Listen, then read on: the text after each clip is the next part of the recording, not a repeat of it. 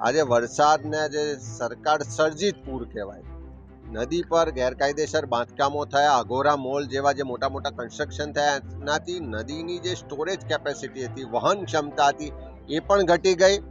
તમે pre monsoon પ્લાનના નામે કરોડો રૂપિયા ખર્ચો છો, પ્રજાના પૈસા, ટેક્સના પૈસા ખર્ચો છો, અને એમાં ભ્રષ્ટાચાર થાય છે. અને આજે કોઈ જગ્યાએ પ્રી મોન્સૂનનું આયોજન જોવાતું નથી. પાણી આવવાનું હતું, આટલું બધું પાણી આવવાનું હતું, વિશ્વામિત્રીમાં આટલું લેવલ વધવાનું હતું, તો લોકોને ચેતવણી કેમ જે નુકસાની છે મિલકતની ને માલસ્ટોકની, એનો તાત્કાલિક સર્વે કરાવીને સરકારે એનું પેકેજ જાહેર કરવું જોઈએ.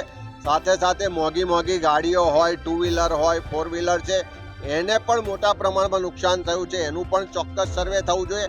ખાલી ઇન્સ્યોરન્સના નામે છોડી દઈએ નહીં, પણ સરકાર જ્યારે એનું સર્વે કરશે, ચોક્કસ નુકસાનીનો આંકડો આવે તો સરકારે એના માટે પેકેજ જાહેર કરવું.